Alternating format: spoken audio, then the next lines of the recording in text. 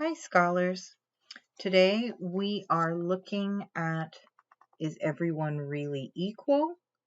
And specifically, you are assigned to read the prologue and the chapter 1, which is how to engage constructively in courses that take a critical social justice approach. And for the prologue, it's a great introduction in terms of the assignment that you will have this week. So it's a parable, Hoja and the Foreigner. And it is all about two people that are meeting and being unable to communicate with each other. And the parable itself is really only 2 pages. No, actually 1 page. So it's on Roman numeral XXV, which is 25. So it's the very first page of the prologue. And after you read it, the authors of the textbook ask you to examine the layers of this parable. And really, the key 3 bullet points they've identified right at the top of the section labeled layers of the parable. This is what the authors are hoping that you get out of this story, that each of us has a culturally based worldview. We hold common assumption that others will share our worldview, whether that is true or not, right? And then thirdly, we often assume that what we intend to communicate is what is received. And this ties in directly to the assignment that you will have this week, which is an artifact assignment, which asks you to culturally explore ideas or images with your classmates. And I actually tie it into a very good Star Trek episode from The Next Generation. So consider this parable when you get to that assignment. And the prologue itself is only 3 pages. So immediately after that, we dive into chapter 1, how to engage constructively in courses that take a critical social justice approach. Now, this chapter I love, first of all, because it starts with a quote from one of my field of studies, Chicanx and Latinx studies. It has a scholar, Gloria Anzaldúa, and it starts with a quote from her. The struggle has always been inner and is played out in outer terrains. Awareness of our situation must come before inner changes, which in turn come before changes in society. Nothing happens in the real world unless it first happens in the images in our heads.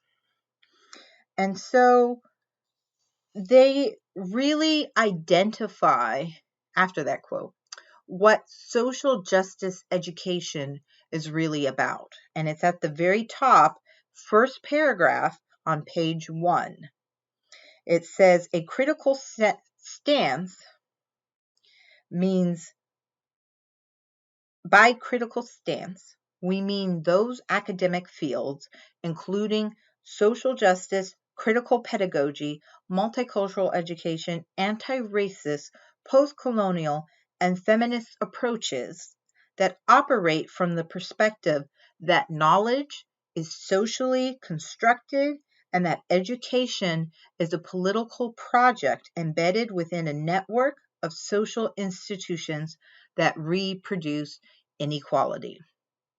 So I'd really like you to consider that quote and what it means. It's wow, first of all.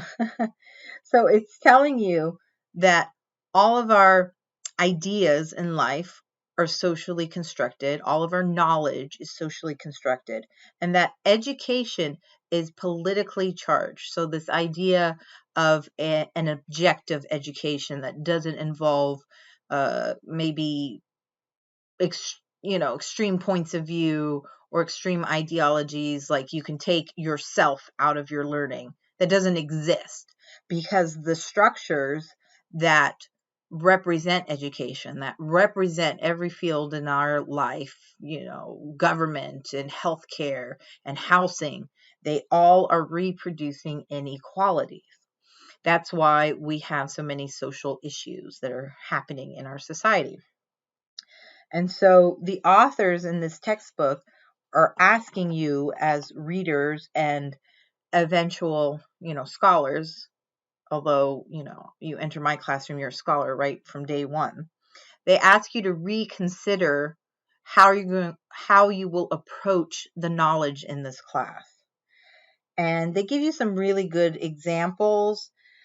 On page 2, there's an open letter to students, which talks about some study habits, reading comprehension, writing skills, and maybe some phrasings that you've heard about how life should be, or how you don't see color, or these really nice ideas or counterproductive ideas that don't help the causes for equity and equality for all.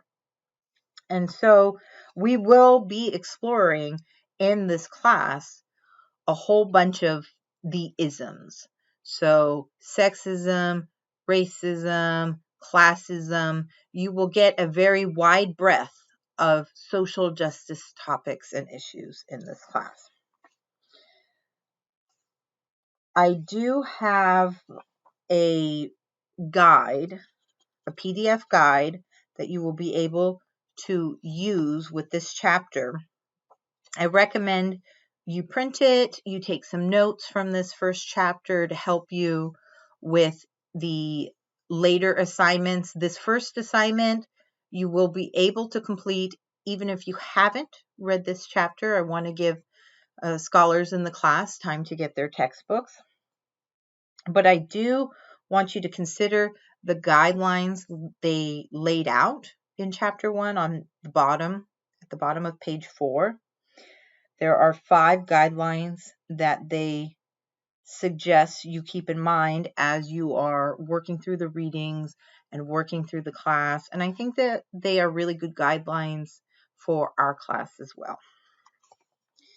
The chapter goes through those guidelines in relation to another story. There's a lot of stories being told here because we can relate to these critical terms very easily if we can relate to the stories that are told in conjunction with these ideologies. And so, guideline 1 is striving for intellectual humility. And then guideline 2, everyone has an opinion, but opinions are not the same as informed knowledge. Guideline 3, let go of anecdotal evidence and examine patterns.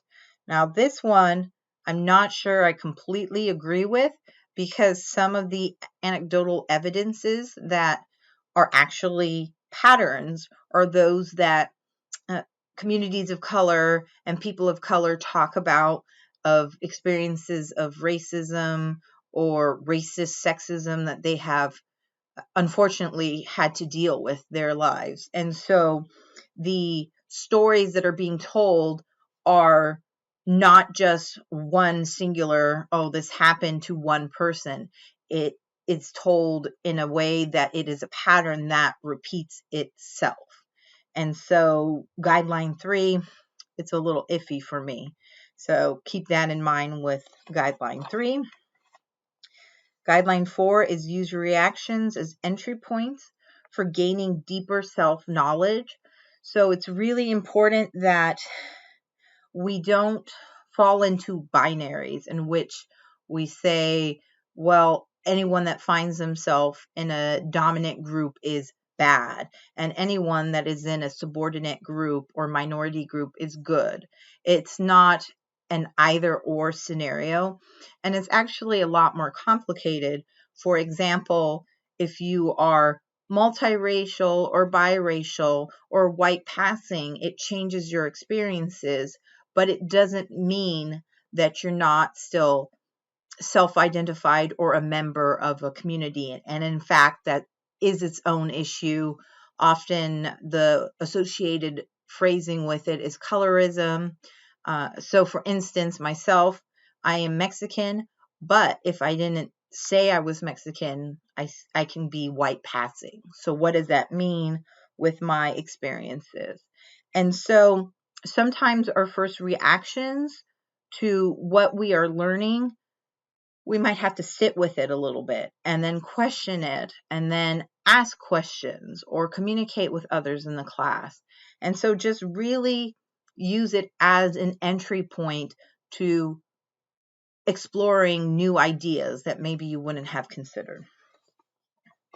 Guideline 5 is recognize how your social position informs your reactions to me as the instructor or to the course content. And that's really how it works in terms of the guidelines. The chapter ends a little bit with some grading information, and this is always interesting because they have a quote at the top of that section labeled grading on page 18. Activist and scholar Audre Lorde, 1984, captures this irony when she states that the master's tools will never dismantle the master's house. And if you know anything about me as an instructor, you know I do not like grading. I don't believe it represents the amount of learning that you as scholars in the classroom will go through. And I often try to use actually a more holistic grading method in which I examine your individual efforts and your body of work and knowledge throughout the class. It's also why many of the categories of assignments balance each other out, because no one category should ever fail you in a class, because some people might like writing more than others, but that doesn't mean that the ideas or the comprehension aren't there. And so, if I had the ability to change the system, I would not have grades, and it would be simple credit, no credit, pass, no pass. And that credit would be as valuable as an A. So it's very interesting. I'm not sure I agree again with the section that they have. Effort is not the same as understanding. I do believe that that is true, but effort does mean that you're striving to understand and that you are going through the movements to get to a new space of hopefully social justice for all peoples. Now, if you're coming from a more conservative background and you don't know a lot of information about the trans community or about the LGBTQ plus, a larger, body community, maybe you don't even know what those letters stand for. You're coming from a space where you have more to learn, more to grapple with, and oftentimes more that might shock or surprise you.